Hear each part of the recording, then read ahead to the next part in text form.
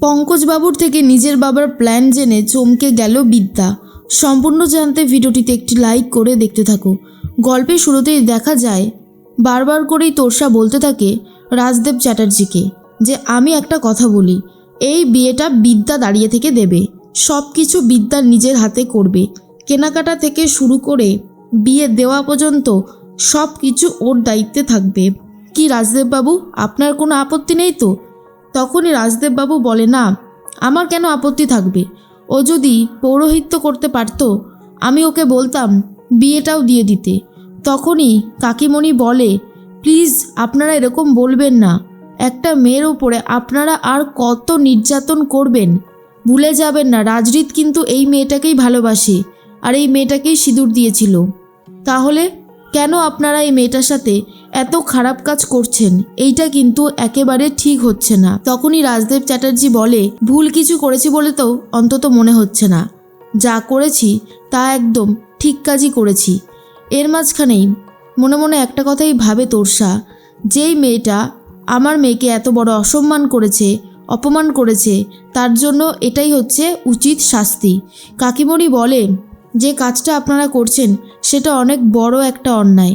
আমাদের বিদ্যা খুবই ভালো একজন মানুষ, সে একজন ভালো টিচার, সে সবসময় চায় নিজেকে আর স্টুডেন্টদেরকে সব সময় সত্যের পক্ষে নিয়ে যেতে, কিন্তু আপনারা ওর সাথে যেটা করছেন একেবারেই অন্যায় হচ্ছে এটা।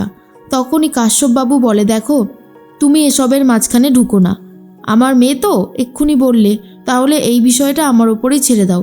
কিন্তু কাকিমণি বলে, কেন দাদা, কেন এরকমভাবে নিজের মেয়েটাকে অসম্মান করছেন, অপমান করছেন?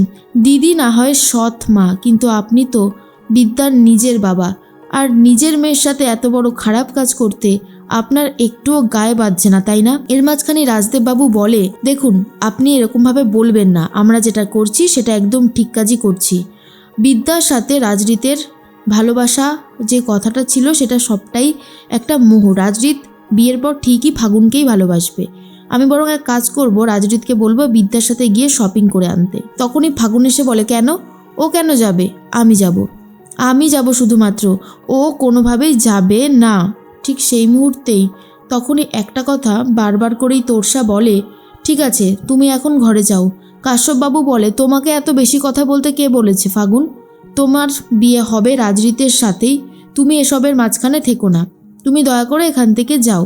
এরপরেই বাবার কথা শুনে ফাগুন ঘরে চলে যায়। দুজন মিলে আলাপ আলোচনা করতে থাকে আর কাশ্যপবাবু রাজদেব চ্যাটার্জিকে বলে, বিয়েটা হবে একদিকে আর একদিকে বুলডোজার দিয়ে পুরো হোস্টেল উড়িয়ে দেব।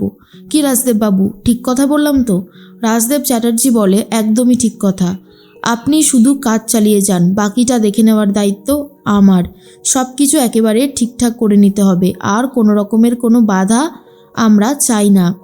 এর মাঝখানেই তোরসা শুনে খুশি হয় যে বিদ্যা একদিক থেকে রাজরিতকেও হারাবে আর একদিক থেকে হোস্টেলটাও হারাবে। এর মধ্যেই বিদ্যা চলে গেছে কলেজে, আর তখনই কথা বলতে থাকে রীতের কাকার সাথে আর বলে, দেখো আমি তোমাকে একটা কথা বলি, তুমি যে পথটা বেছে নিয়েছো সেটা একদমই ঠিক না। রাজরিত তোমাকে খুবই ভালোবাসে, ওর ভালোবাসাটাকে মেনে নাও, দেখবে তোমরা দুজন সুখী হবে। এরপর বিদ্যা বলে, প্লিজ এসব কথা আগেও আমি বলেছি আর এখনও আমি বলছি, দয়া করে আর এসব নিয়ে খাটাবেন না, আমার একদমই ভালো লাগছে না। তখনই বারবার করে কাকাই বলে, আমি রাজরিতকে চিনি, ও খুব ভালো একজন মানুষ, ওর সাথে বিয়ে হলে তুমি ভালো থাকবে, আর ও ফাগুনকে ভালোবাসে না। তোমার কি মনে হয় জোর করে এই বিয়েটা দিলে ওরা সুখী হবে? ওরা কিন্তু কোনোভাবেই সুখী হতে পারবে না। তখনই বিদ্যা বলে, দেখুন সুখটা ঠিক কবে আসবে সেটা তো আমি বলতে পারবো না, তবে একটা কথা বলতে পারি, এই বিয়েটা হলে সব কিছু একদম ঠিক হয়ে যাবে, তাই এই বিয়েটা হতেই হবে, আর কোনো উপায় নেই।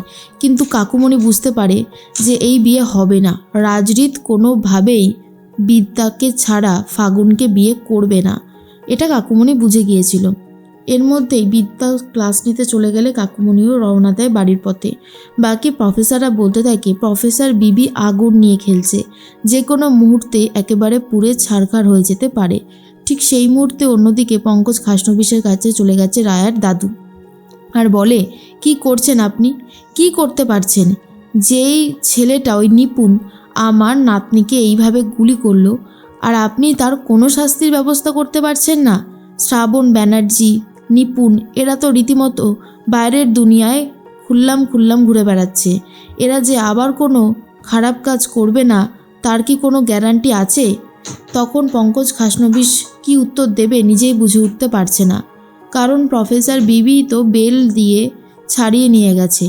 এরপর রায়ের দাদু বলে, কী হলো, আপনি কিছু বলছেন না কেন পঙ্কজ খাসনবিশ? বলুন। অনেক তো হলো।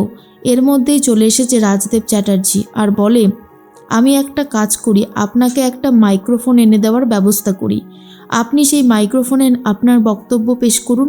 শুনুন, এই পিসিসিআই কলেজের মালিক হলাম আমি, তাই আমি যা বলবো, আমি যা করব সেটাই একেবারে চূড়ান্ত হবে। অন্য কারোর কোনো কথা আমি শুনবো না। কথাটা নিশ্চয়ই কানে গেছে।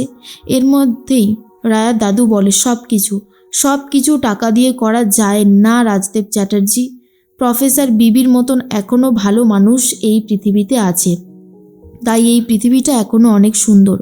কিন্তু এই পৃথিবীটাকে আপনি কলুষিত করার চেষ্টা করলেই যে পৃথিবীটা নোংরা হয়ে যাবে তেমনটা নয়। শাস্তি আপনি পাবেনই।